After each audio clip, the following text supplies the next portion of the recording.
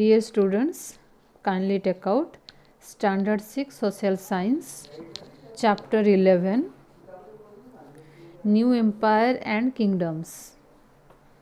Open at page number 19.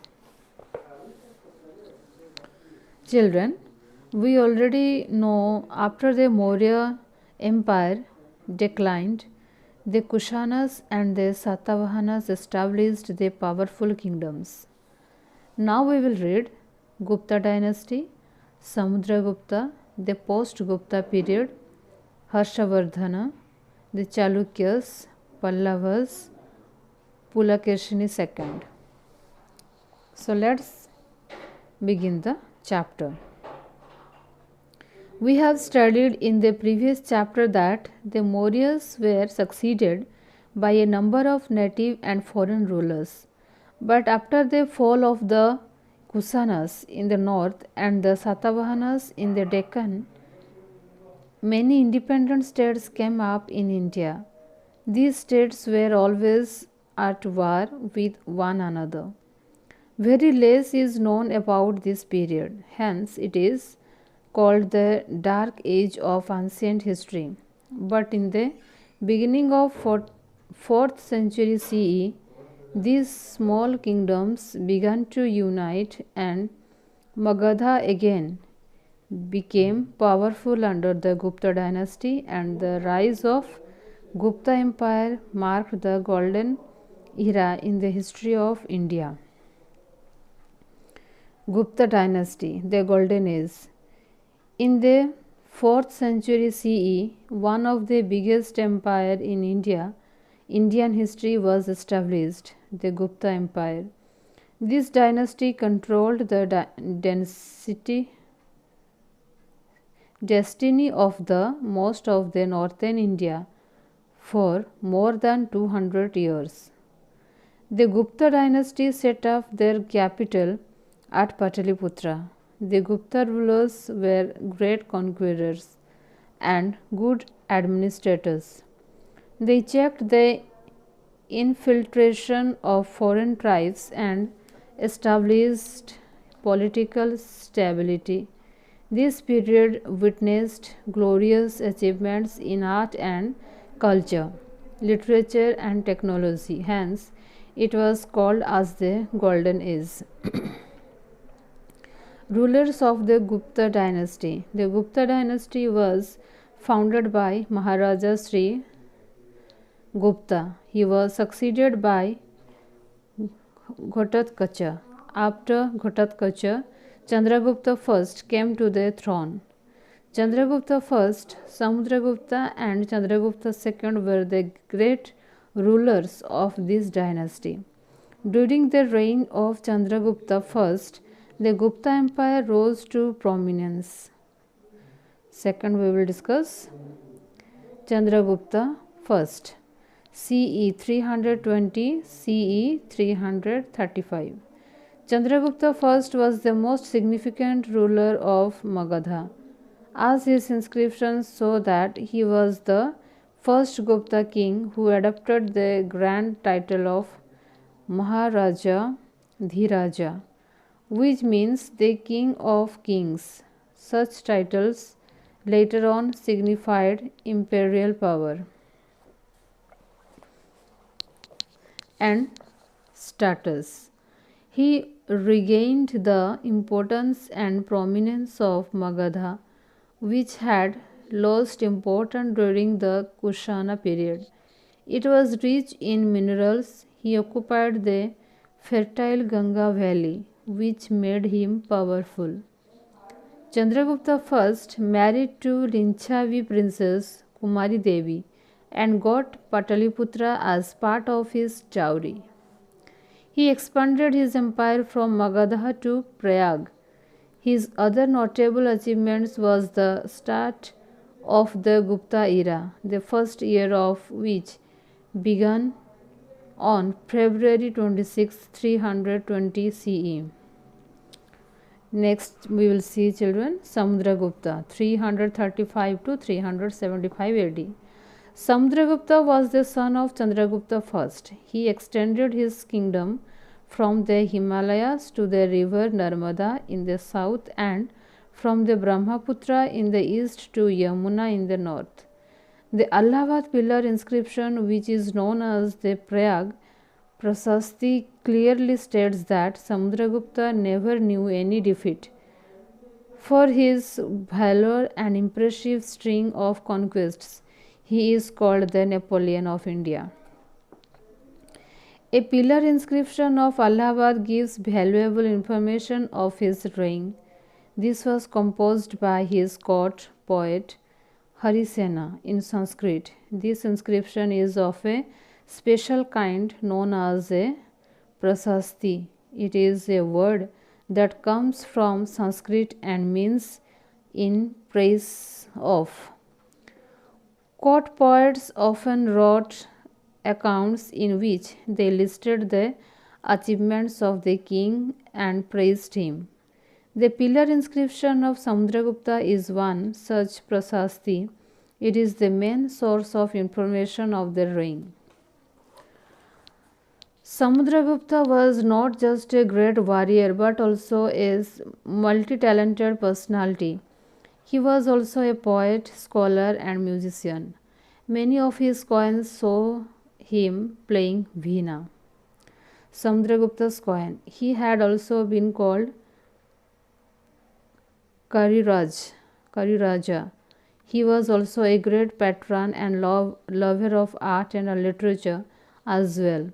He was the follower of Hinduism, but his greatness lies in the fact that he was equally tolerant towards other religions. He had also used the title of Maharajadhiraja. In a prasasti, Harisena describes 4 different kinds of rulers and tells us about Samudragupta's policies towards them. They are as under Aryabhata. Samudragupta defeated the ruler of Aryabhata that included 9 rulers. Their kingdoms were made a part of Samudragupta's empire. Dakshinapata. There were 12 rulers of Dakshinapata who surrounded to Samudragupta and he then allowed them to rule again. But these rulers accepted him as their overlord and paid tribute. Next is frontier states of eastern and western India. A number of neighboring states such as Assam, coastal Bengal, Nepal and Gang Sanghas in the northwest were subdued. They accepted his power, followed his orders, brought tribute and attended his court. Northwestern kingdoms and Sri Lanka. The rulers of outlying areas who were perhaps the descendants of the Kushanas, Sakas and the ruler of Sri Lanka submitted to Samudragupta, paid tribute and offered daughters in marriage.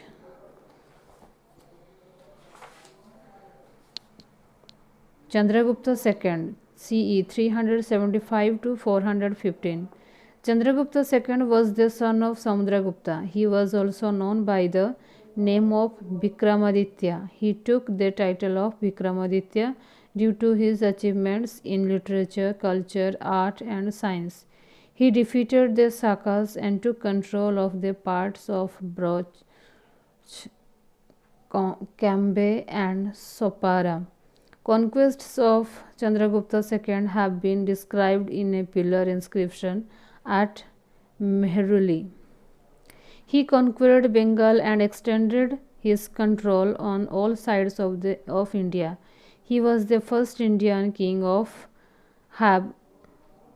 to have crossed the Hindu Kush mountains and conquer Bactria. He made Ujjain as his second capital. He constructed Dasabhatra temple at Deoghar, which is famous for Gupta art. Chandragupta II is best remembered for his patronage to learning and arts. The Navaratnas or the nine gems lived in his court. Poet Kalidas was the one of them. The Chinese pilgrim Faiyan CE 399 to 414 came to India during Chandragupta's reign and had written about the many other poets, philosophers, and about the writers who lived at the court of the king and life of the common people. Chandragupta was succeeded by his son Kumar Gupta. Later Guptas, after Chandragupta II, Kumar Gupta and Skanda Gupta were powerful Gupta rulers. Skanda Gupta's successors were weak and they could not protect the empire from Hunas. Hunas were the nomadic tribes of Central Asia. They ended the rule of this dynasty. Next we'll see the post Gupta period. After the end of Gupta period, a number of small kingdoms established in north and south. Harshavardhana was dominant in the north. The Chalukyas in the Deccan and the Pallavas were powerful in the south. Next we'll see Harshavardhana and Harsha-Charita. About 100 years after the end of the Gupta era, a new kingdom arose at Thaneshwar near Kurukshetra, Haryana in the 7th century. The breakup of the Gupta dynasty was followed by a period of disorder. Small kingdoms fought against one another. Finally, Harshavardhana conquered these kingdoms and established a powerful empire in 606 CE. We know about Harsha's reign from two important sources. The first is the biography of Harsha named Harsha-Charita, which is written by his court poet Banabhatta. The second is the travel account of the Chinese pilgrim Xuanzang, who visited India during the reign of Harsha. Harsha-Charitra gives us the genealogy of Harsha with his becoming kingdom. Harsha moved his capital from Thaneshwar to Kaunas because Kaunas was a more central place. He conquered Magadha and Bengal also.